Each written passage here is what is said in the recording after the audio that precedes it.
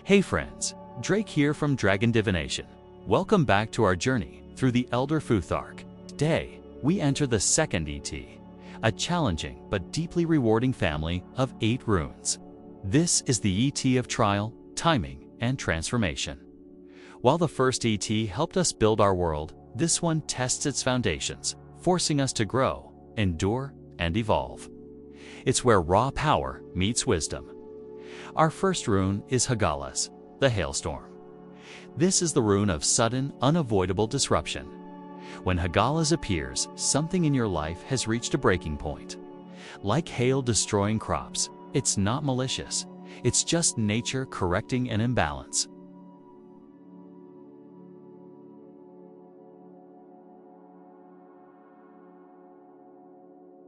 The change can be uncomfortable, bringing sudden loss or shocking realizations. But its purpose is to create space for what is real and true. Resisting it only prolongs the pain. Hagalas teaches us to surrender, because some transformations must happen to you, not by you. Next, we encounter Nothus, the rune of need and constraint. This is the friction that creates a spark. Nothus appears when pressure is mounting, patience is required, and you feel limited or delayed. It's not here to deny you, but to strengthen your resolve and clarify what you truly need versus what you merely want. This rune teaches discipline. Sometimes you must wait until you are ready to handle what you're asking for. In its shadow, Nothus can lead to obsession or a sense of victimhood. But in its light, it is the fire that tempers steel, building incredible endurance and inner authority.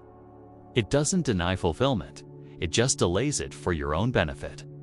From friction, we move to stillness with Isa, the rune of ice.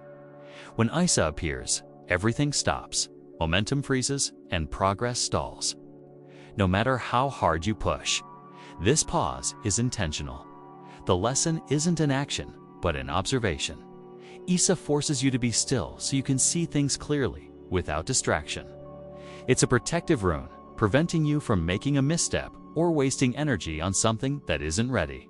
In its shadow, it can represent emotional coldness or isolation. But spiritually, Isa teaches profound patience. Some things cannot be forced. Wisdom arrives in the quiet moments. This isn't a punishment, it's preservation.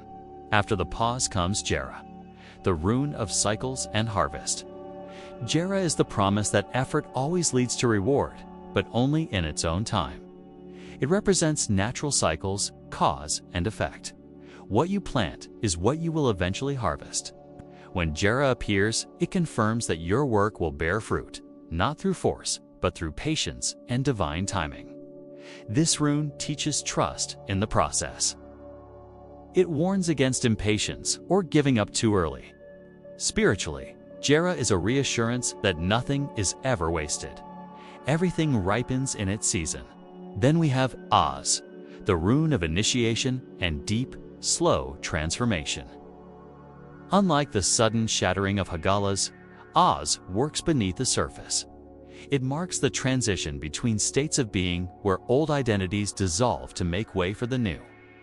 Awas is associated with the yew tree, connecting the realms of life, death, and rebirth. It grants profound resilience and spiritual maturity. Resisting this inner change is its shadow. Ayas asks you to endure, to trust that you are not finished. You are in the process of becoming something stronger. Next is Perthro, the rune of mystery and the unknown. Perthro governs fate, chance, and all the hidden forces at play in our lives.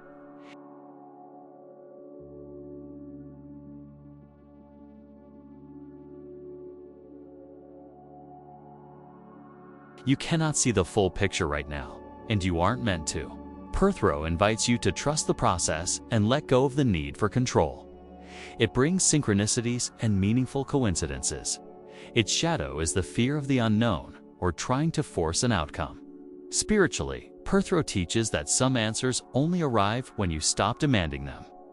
Following mystery, we find Aljas, the rune of protection. This rune is a shield, representing sacred boundaries and a connection to higher guidance. When Aljas appears, you are being watched over. but it also calls for your awareness. You must actively participate in your own protection by setting firm boundaries and listening to your intuition. Its shadow is ignoring warning signs or exposing yourself recklessly. Spiritually, Algiz teaches discernment. Your shield is strong, but your awareness is what keeps it intact. You are protected, so act with confidence, but also with wisdom. Finally, the ET concludes with Suilo, the Sun Rune. This is the rune of success, vitality, and total illumination. Suilo is the life force itself, bringing clarity, direction, and wholeness. It represents a victory that empowers you rather than drains you. When Suilo appears, it confirms you are on the right path and energy is flowing cleanly toward your goals. It brings confidence and pure, sustained vitality. Its shadow can be ego inflation or burning out from success. Spiritually, Suilo is the moment of breakthrough when the truth becomes undeniable. Light is restored and a cycle of trial finds its triumphant conclusion. And that is the second ET. From the chaos of Hagalas to the victory of Suilo, these runes guide us through life's most profound challenges. If you have some like-minded friends, please share this channel and don't forget to subscribe for our deep dive into the third and final ET. Thanks for playing with me. Don't forget to be the magic, and I look forward to seeing you in my next video. Bye for now, Drake.